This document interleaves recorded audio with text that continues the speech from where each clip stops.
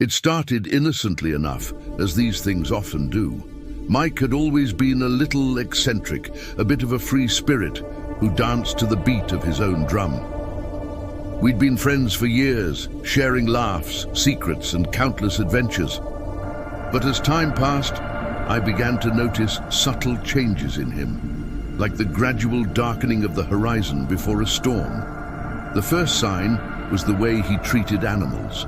Mike had always loved animals, had even considered becoming a veterinarian at one point. But now, he seemed to take a disturbing pleasure in their suffering. I remember the day we stumbled upon a wounded bird in the park. I expected Mike to offer help, to show compassion, but instead, he picked up a nearby stick and began to prod and torment the creature, laughing as it squirmed in pain. I was horrified, but I brushed it off as a momentary lapse in judgment.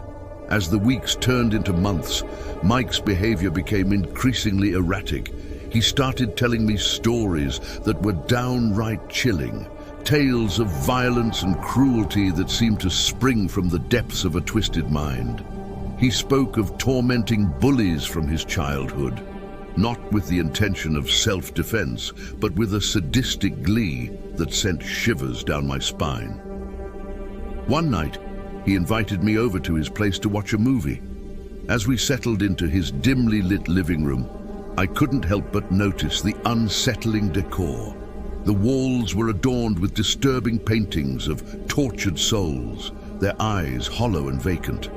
I asked him about the art, and he simply shrugged it off, claiming that they were expressions of the human condition. As the movie played, I began to feel a sense of unease wash over me.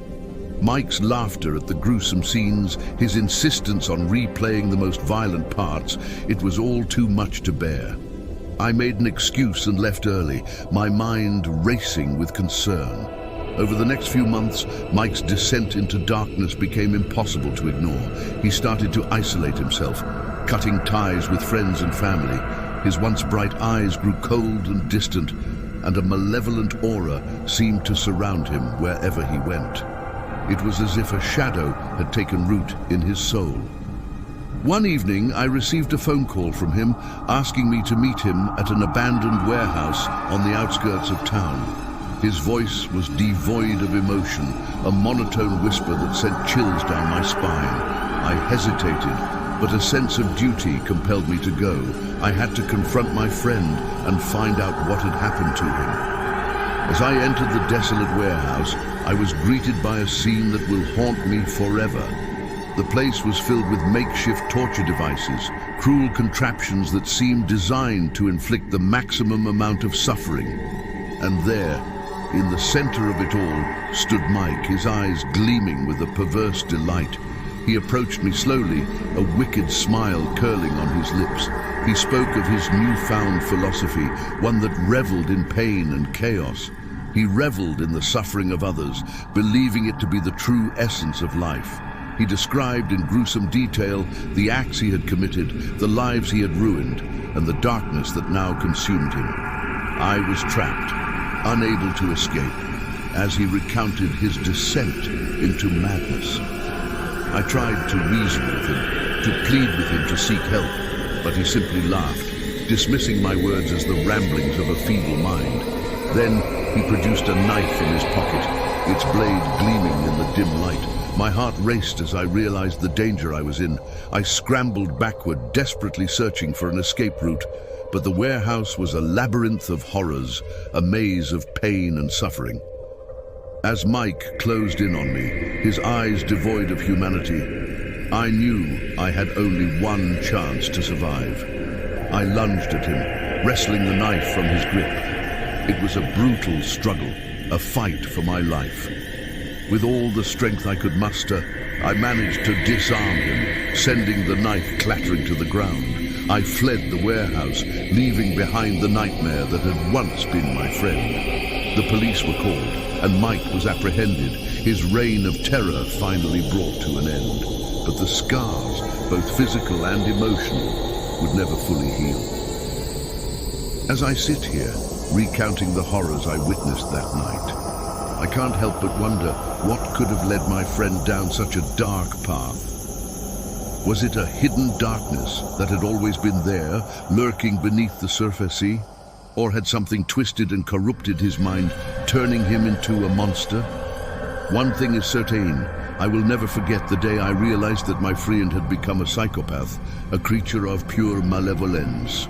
And I will always wonder if there was something more I could have done to save him from the darkness that consumed him. The trial was a grueling ordeal, one that forced me to relive the horrors I had witnessed that night in the abandoned warehouse.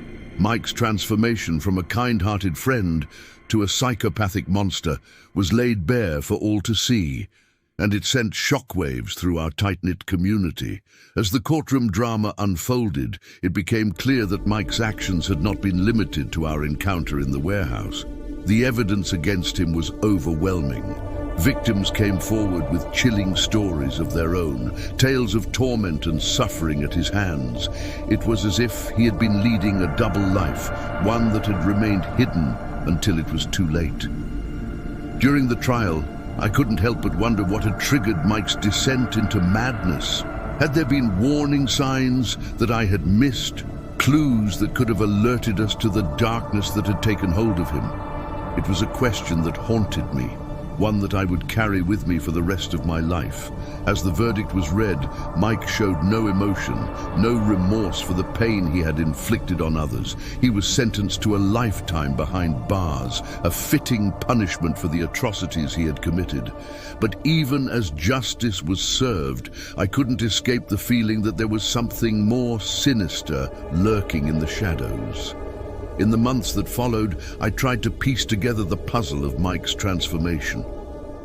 I spoke to his family, his childhood friends, anyone who might have known him before he had become a monster. But the more I dug, the more I realized that there was no easy answer. It was as if Mike's descent into darkness had been a slow, gradual process, one that had taken root in his mind over the course of many years. Perhaps it had been a combination of factors, trauma, unresolved anger, a predisposition towards violence that had pushed him over the edge. I couldn't help but wonder if there were others like Mike out there, individuals teetering on the brink of madness, their true nature hidden beneath a facade of normalcy. It was a chilling thought, a reminder that evil could lurk in the most unexpected places. In the end, I had to accept that I would never fully understand what had happened to my friend. His transformation into a psychopath was a mystery that defied explanation, a darkness that had consumed him from within. As I moved on with my life, I couldn't help but carry the weight of that night with me. The memory of the warehouse, the sight of Mike's malevolent eyes, they haunted my dreams, a constant reminder of the thin line that separates good from evil. It was a lesson I would never forget, a reminder that sometimes even the people we think we know best can hide the darkest of secrets.